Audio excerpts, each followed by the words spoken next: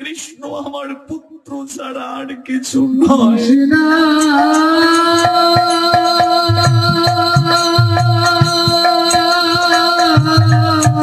সম্পর্ক করিয়া ভজে, প্রসঙ্গ চলছে আলোচনার। সম্পর্ক দেখুন, যদি তোমার কথাই আমি মেনে নেই কৃষ্ণ ভগবান, মেনে নিলাম তোমার কথা, তাহলে তো আমার আরো বেশি করে ক্রন্দন করা উচিত। উদ্ধব, আমি এতদিন আমার পুত্রকে হারিয়ে ক্রন্দন করেছি, আমি এতটা দিন মথুরার পথে চাতক পাখির নিয়ে থাকিয়ে আছি, আমার গোপাল কবে ফিরে আসবে?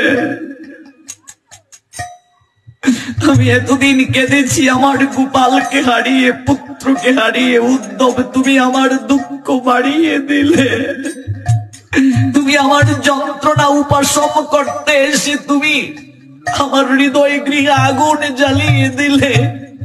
আমার আরো বেশি করে কান্না করা উচিত তোমার কথা যদি মেনে নেই। আমি এতদিন ভেবেছিলাম আমার পুত্রকে হারিয়েছি, এখন মনে হচ্ছে কৃষ্ণকে হারিয়ে আমি আমার ভগবানকেও হারিয়ে ফেলেছি।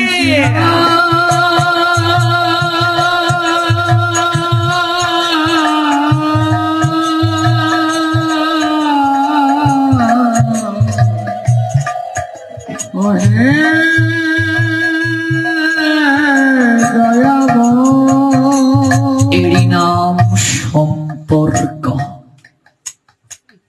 সম্পর্ক করিয়া ভজে, কৃষ্ণ তারে নাহি তেজে।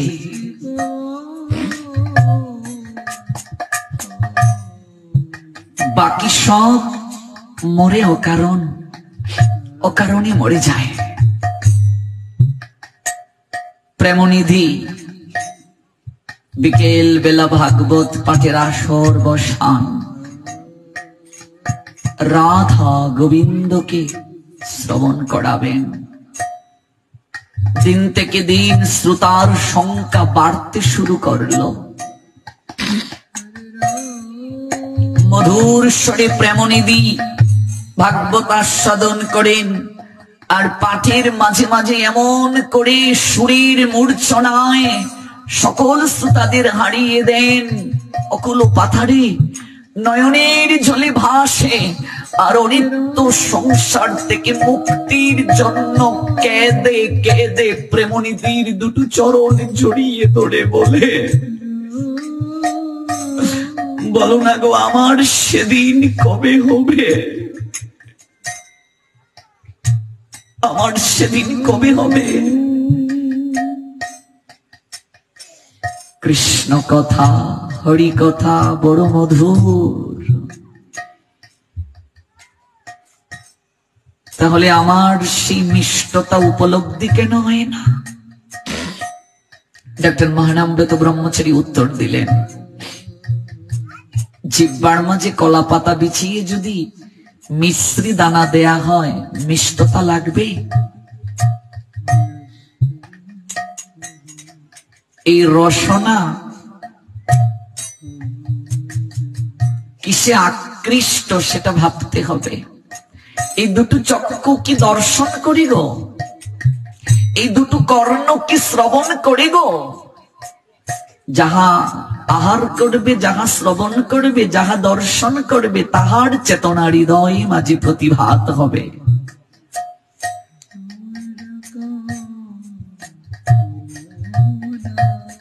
তাহলে আমরা যে কীর্তন করি, যে পেয়েছে নামের মিঠা সে কি অন্য মিঠা চায়?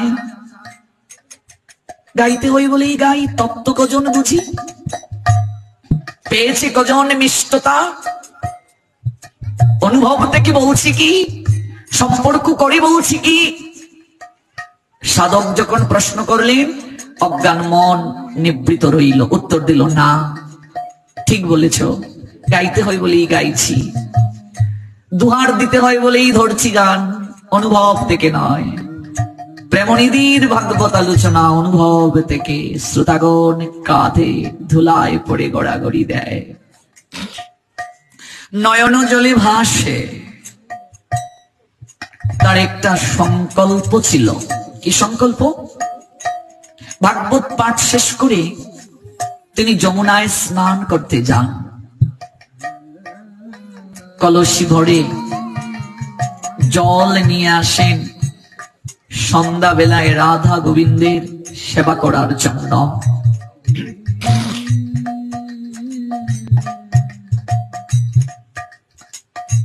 দিন থেকে দিন ভাগবত পাঠের অপ্রাকৃত মূর্ছনায় এত ভক্তের সমাগম হতে শুরু করলো প্রেমনিধির আঙ্গিনায়।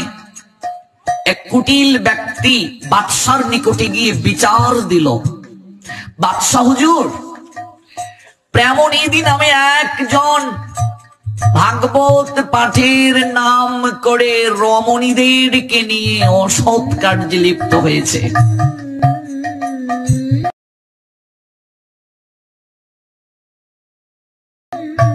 আপনার শাসন যেখানে কায়েম হয় সেখানে যদি এই কার্য হয়, আপনাকে তো একটা ব্যবস্থা নিতে হয়। আগ্রার বাদশা লোক পাঠালেন, সিপাহী ধরে নিয়ে আসো এই প্রেমনিধিকে। এত বড় সাহস, অনৈতিক কার্য করছে, আবার শাসন কায়েম যেখানে সেই জায়গায়। প্রেমনিধি তখন কলসিটা হাতে নিয়ে পরন্ত বিকেল বেলা একটু পরে আধার ঘনিয়ে আসবে, যমুনার উদ্দেশ্যে যাত্রা করেছে জল আনার জন্য। দুজন সিপাহী গিয়ে দাঁড়ালো, এই তোমার নাম প্রেমনিধি? আগে আমরা বাদশার লোক, আমার অপরাধ, নিতে এসেছি তোমায়। কেন? গেলেই বুঝতে পারবে, অনৈতিক কার্য করে পার পেয়ে যাবে। আমাদের বাদশার শাসন যেখানে কায়েম সেখানে এক্ষুনি চলো।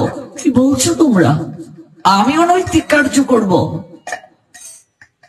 আমি তো যমুনায় যাচ্ছি স্নান করতে, হাতে দেখো কলসি, একটু জল নিয়ে আসবো আমার গোবিন্দের সেবার জন্য। এক্ষুনি তোমায় নিয়ে যেতে এসেছি, আমায় একটু সময় দাও না। আমি তাকে সেবা না দিয়ে কি করে যাই? কাকে সেবা দেবে? আমার ঘরের জন। তোমার ঘরের জন? নাম কি তার? গোবিন্দ। তাকে সেবা না দিয়ে আমি কি করে যাই? আমায় একটু সুযোগ দাও, একটু সময়, আমি নিচ থেকে যাব। আমি একটু স্নান করে জলানয়ন করে সেবাটা দিয়ে তোমাদের সঙ্গে বাদশার নিকটে যাব। তোমাকে কিঞ্চিত সময়ও দেয়া হবে না। আমরা তোমায় নিতে এসেছি, এক্ষুনি আমাদের সঙ্গে যাবে। টেনে হিসড়ে প্রেমনিধিকে নিয়ে যাওয়া হলো। হুজুর, নিয়ে এসেছি প্রেমনিধিকে, আটকে রাখো আজ কারাগারে, আগামীকাল তার বিচার হবে। অন্ধকার প্রকোষ্ঠ, প্রেমনিধি জানি না তার অপরাধ কি। প্রেমনিধির নয়ন থেকে ঝরঝর করে জল ঝরছে। কারাগারে আছে বলে তা নয় গো। প্রেমনিধি জানেন এই সংসার জগৎটাই একটা কারাগার। যারা মনে করছে আমরা মুক্ত, ওরা অজ্ঞ, মূর্খ। ওরা, আমরা কারাগারে আবদ্ধ গো। যাদের হৃদয়ে দিব্য জ্ঞান জাগ্রত হয়েছে, ওরা ছটফট ছটফট করছে কারাগার থেকে মুক্তির জন্য। আর যারা বুঝে না, ওরা সংসার কারাগারে মনে করছে খুব আনন্দে আছি। প্রেমনিধির চোখের জলের জন্য নয়, প্রেমনিধির চোখের জলের জন্য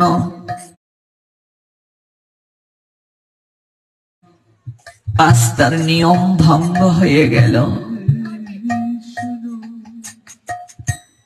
আজ যমুনায় স্নান করে জল আনয়ন হলো না, গোবিন্দকে সেবা দেয়া হলো না, অভুক্ত গোবিন্দ। তার থেকে বড় কথা, আজ কনকনে ঠান্ডায় গোবিন্দকে নিদ্রা পর্যন্ত দেয়া হয় নাই। অন্ধকার কারাগারে প্রেমনিধির চক্ষু থেকে ঝড় ঝড় করে জল ঝরছে।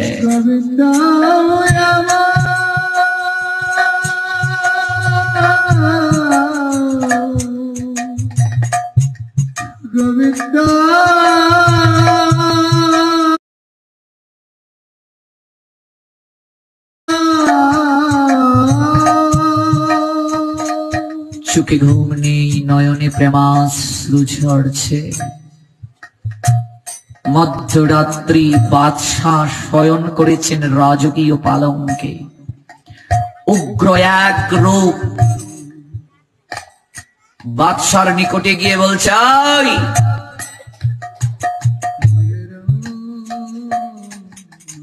আমার ঘরের সদস্যকে কারাগারে আটকে রেখে তুই শান্তিতে ঘুমাবে? কি করে ভাবলে? এক্ষুনি উঠ, তুই জানিস কাকে বন্দী করে নিয়ে এসেছিস? আমার ঘরের সদস্যকে আটকে রেখে তুই শান্তিতে শয়ন করবি? এই দেখ, আমার দিকে তাকা, আমার উগ্র রূপ। এখনো আমি তোকে কিছুই করছি না, তোর বংশকে আমি নির্বংশ করে ছেড়ে দেব। শীঘ্র করি কারাগারের শিকল থেকে মুক্ত করে প্রেমনিধির চরণে পতিত। আর এই শোন, কোন সিপাহী নয়, নিজে মশাল হাতে করে সম্মানের সঙ্গে প্রেমনিধিকে আমার কুঠিরে পৌঁছে দেবে। এরই নাম সম্পর্ক। সম্পর্ক করিয়া ভোজে কৃষ্ণ তরে নাহি তেজে, বাকি সব মরে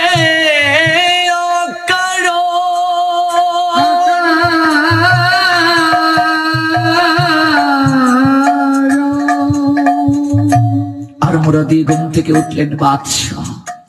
ওরে কি আছিস রে? মশাল নিয়ে আয়। মহারাজ আপনি? শীঘ্র করে কারাগারের দিকে ছোট। কথা বলবি না, কথা বলবি না, শীঘ্র করে ছোট, তালা খুল। প্রেমনিধি, মহারাজ আপনি কারাগারে? আমার ভুল হয়ে গেছে। কিসের ভুল?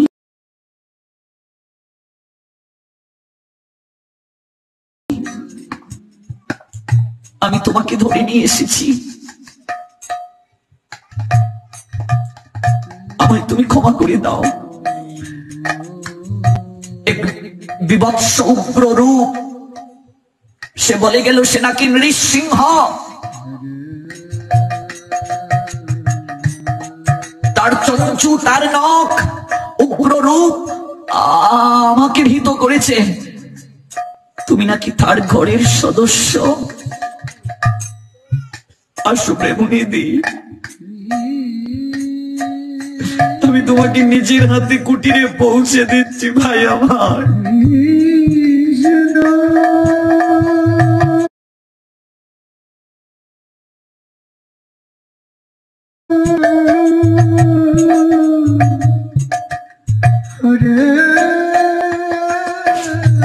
একটিবার বলো, তুমি আমার অপরাধ মার্জনা করেছো কিনা? নতুবা আমার বংশ নির্বংশ হয়ে যাবে। আমি নিজের হাতে কোনো চাকর নয়, নিজের হাতে মশাল দেখিয়ে সম্মানের সঙ্গে পালকিতে চড়ে পৌঁছে দেব তোমার কুঠিরে।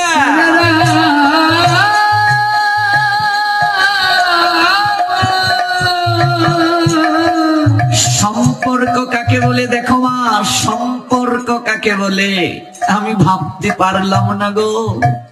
আমি করতে পারলাম না যে 5টা সম্পর্কের কথা শ্রীমদ ভাগবত বললেন, শান্ত, দাস্য, সখ্য, বাৎসল্য, মধুর। এই 5টা সম্পর্কের মাঝে যে কোনো একটা সম্পর্কের আধারে ডুবন্ত হয়ে গোবিন্দকে ভালোবাসতে হবে, তারপর নিষ্ঠা।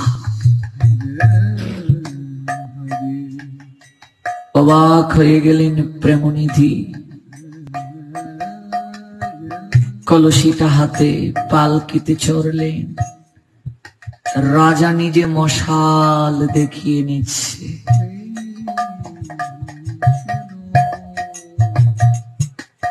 সময় নদীর স্রোত কারো জন্য অপেক্ষা করে না। পালকিটা গিয়ে পৌঁছল প্রেমনিধির আঙ্গিনায়।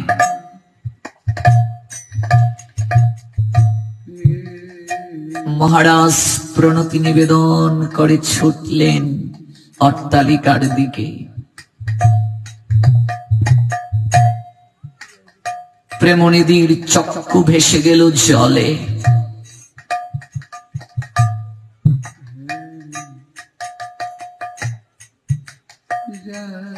সকাল হয়ে গেল তখন।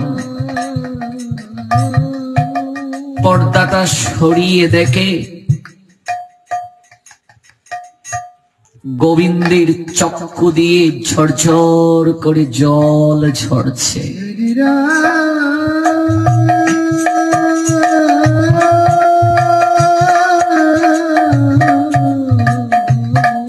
বিগ্রহের চক্ষু থেকে ঝরঝর করে জল ঝরছে।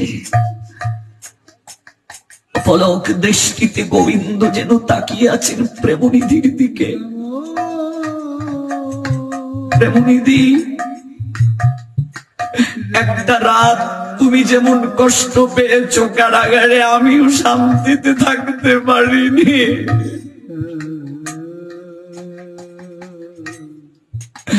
আমি ভালো নেই। এরই নাম সম্পর্ক। এই সম্পর্ক যতদিন ভক্ত ভগবানের হবে না, সংসার চক্রবুহ থেকে মুক্তির সম্ভাবনা নেই।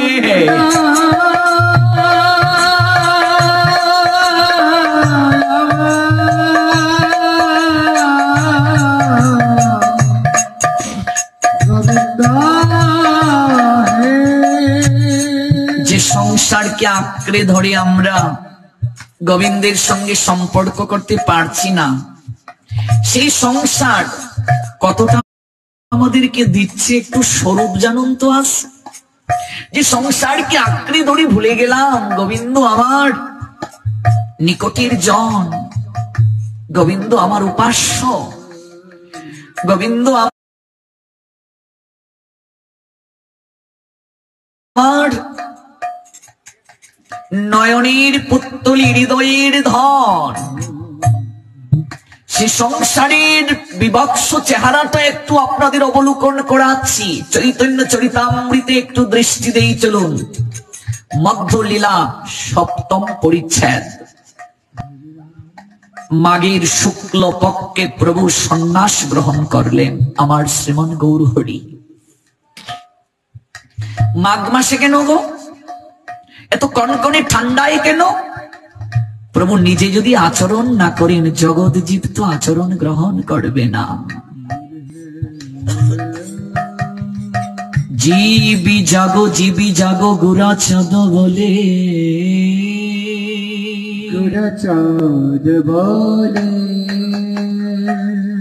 কত নিদিরা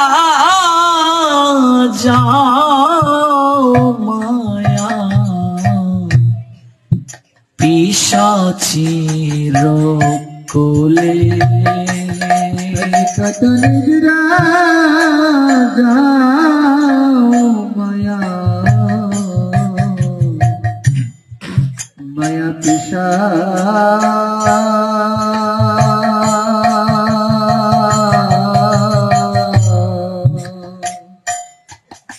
পিশাচির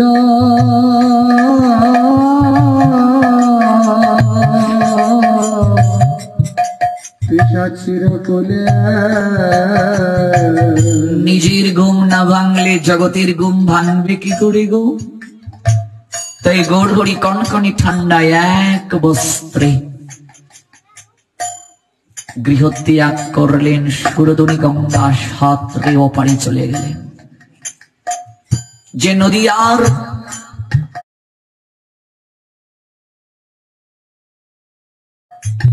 লোকেরা গৌরকে দেখতে পারে নাই, তারাও সেদিন ধুলায় পড়ে ঘোরাঘুরি করেছিল।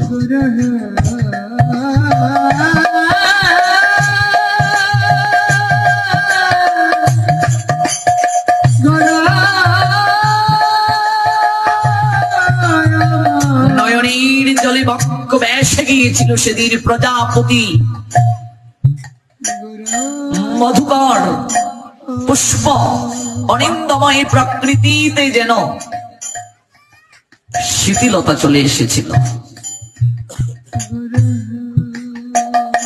এক বস্ত্রে সুরধনী গঙ্গা পাড়ে হয়ে কাটুয়ায় গিয়ে চুল কর্তন করে শিকারেকে ত্যাগের বসনে ভূষিত হয়ে গৌরাঙ্গ সুন্দর আমার ফাল্গুনের নীলাচলে গমন করেছিলেন।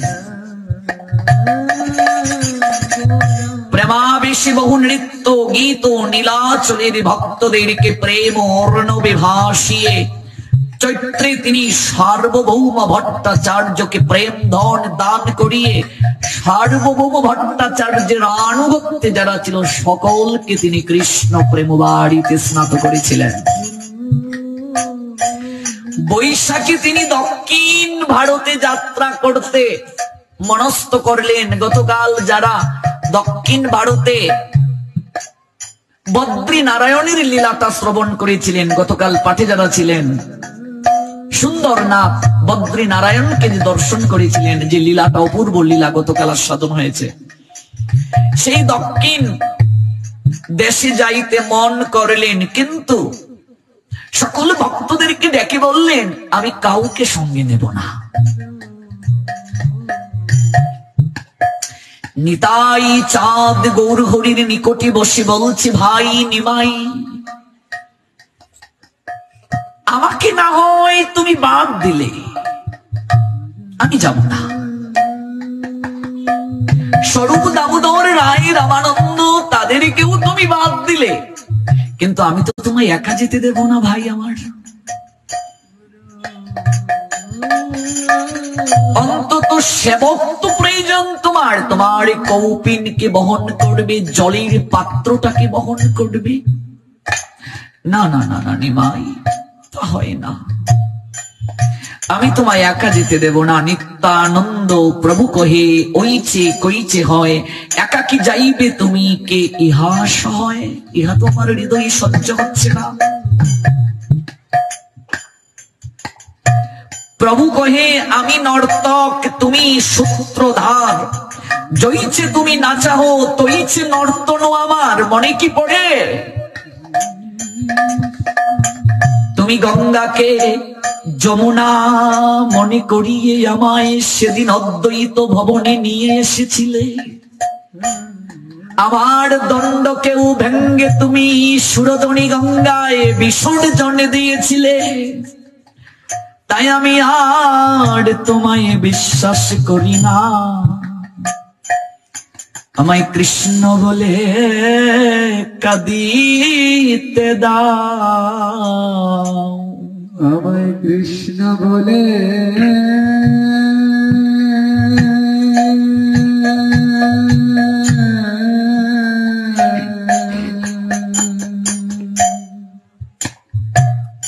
কৃষ্ণ বলে কাঁদি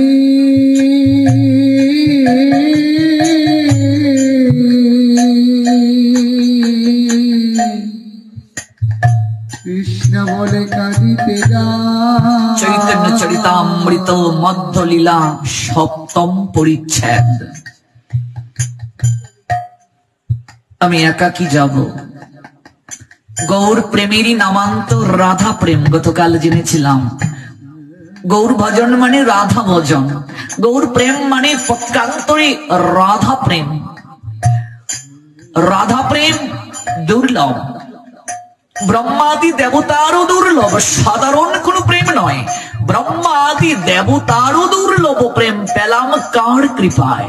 ভববিরঞ্চিত বাঞ্ছিত প্রেম জগতে ফেলিল ঢালি। কে ঢাললো? আমার গৌরাঙ্গ সুন্দর। কেন ঢাললো? আমরা কলিহত জীবনগত প্রাণ আর জুনিগত মন, কঠিন হজম সম্ভব নয়। তবে এই প্রেম সবাই কি প্রাপ্ত হতে পারবে? বলছেন না। কে? কাঙ্গাল ব্যতীত কেউ পারবে না। গৌর নিতাইয়ের অপ্রাকৃত চরণ তরিতে সবাই কি উঠতে পারবে? বলছেন না। কে উঠতে পারবে? কাঙ্গাল যে সে। লোচন দাস ঠাকুর দেখুন কি বললেন, রেখে যাবে কে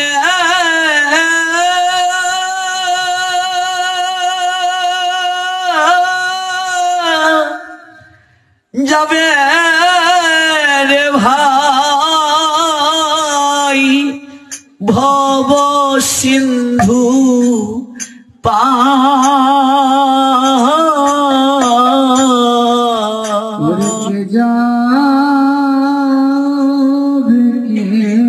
লোচন দাস ঠাকুর যিনি চৈতন্য মঙ্গল গ্রন্থের লেখক, গৌর হরির পার্ষদ, তাদেরও লীলা আদর্শ লিখলেন।